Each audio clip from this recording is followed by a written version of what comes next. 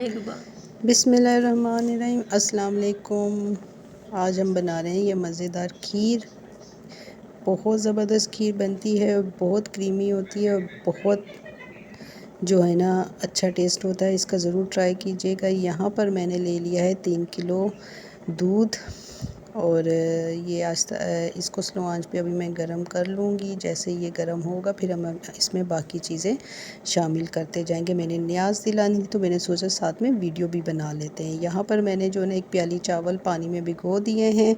चावल जब तक दूध गर्म होता है और चावल भीगे रहेंगे तकरीबन आधे घंटा इसको भीगने देंगे हम लोग और दूध भी तब तक अच्छी तरह गर्म हो जाए। यहाँ पर हम दूध को चेक करते हैं। यहाँ पर जी हमारा दूध गर्म हो चुका है, उसमें बॉयल आ चुका है और अच्छी तरह ये पक रहा है।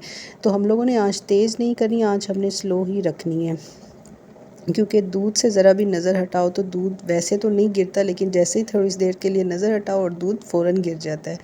तो यहाँ पर मैंने जो चावल भिगोए हुए थे उनको अब मैं शामिल कर दूँगी। चावल मैंने साबुत लिए हैं, आप टोटा चावल भी ले सकते हैं। चावल मैंने 1 प्याली ली थी 3 किलो दूध के लिए।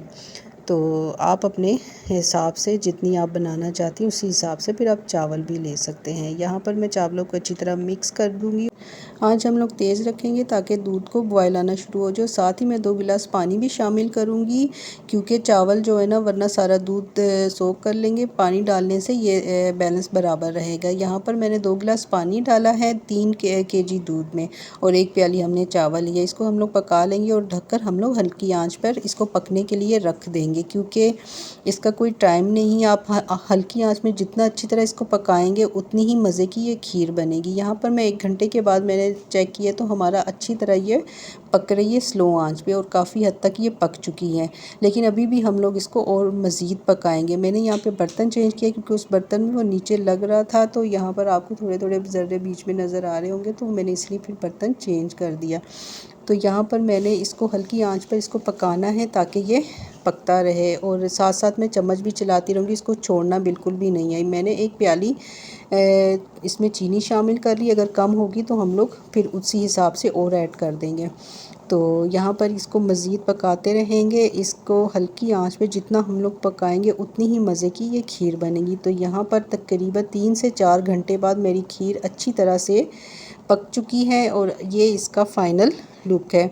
तो यहाँ पर मैं इसको दूसरे बर्तन में निकालती हूँ। इसको जैसे ये ठंडी होगी तो ये अच्छी तरह जम भी जाएगी। इसमें जो है ना अब इसको मज़ीद अब पकाने की ज़रूरत नहीं। यहाँ पर मैं इसको बर्तन में निकालती हूँ। मैंने न्याज़ के लिए अलग निकाल लूँ और बाकी मैं बांटने के लिए अलग निकाल लेती हूँ। तो यहाँ पर मैं इसको निकालती हूँ। यहाँ पर देखें कितनी गाढ़ी सी और मज़े की बनी है, बहुत गाढ़ी बनी है और बहुत ज़बरदस्त बनी। जल्दबाजी बिल्कुल नहीं करनी, इसको दम पे हल्की आंच पे इसको पकाने के लिए रख देना है और ढक्कन हम लोग पूरा नहीं देंगे, थोड़ा हटा के रखेंगे ताकि जो है ना दूध हमारा गिर ना जाए। यहाँ पर मैंने इसको बर्तन में निकाल लिया है। तो अभी हम लोग इसको इनका ठंडा होने का वेट करेंगे और फिर इसको डेकोरेट करेंगे और बाकी भी बांटने के लिए हम लोग बाकी बर्तनों में भी इसको निकाल देंगे। तो यहाँ पर हम लोगों ने जी निकाल ली है काफ़ी सारे बर्तनों में, और भी बर्तनों में हम लोग निकाल रहे हैं तो सबके घरों में देंगे। और यहाँ पर हमारी देखिए फाइनल लुक हमारी खीर का बहुत ज़बरदस्त बनी है, बहुत टेस्टी बनी है और मैंने ट्राई की। आपको अभी इसका चम्मच के साथ मैं दिखाती हूँ ये कितनी गाढ़ी बनी है। यहाँ पर मैं इसको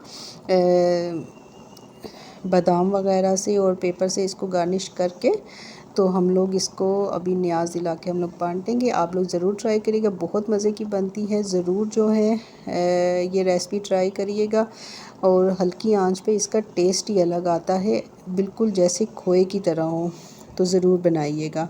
तो यहाँ पर हम इसको गार्निश करते हैं और हम लोग इसको यहाँ पर मैं आपको चम्मच से भी निकाल के दिखाती हूँ। देखिए मलाई ऊपर जम चुकी है और कितना ज़बरदस्त गाढ़ा सा इसका टेक्सचर है और जो है ना ये देखिए जी हमारा फाइनल लुक बहुत ज़बरदस्त बनी है। ज़रूर ट्राई करिएगा और दुआओं में याद रखिएगा। अपना बहुत सारा ख्याल रखिएगा और अल्लाह हाफिज़।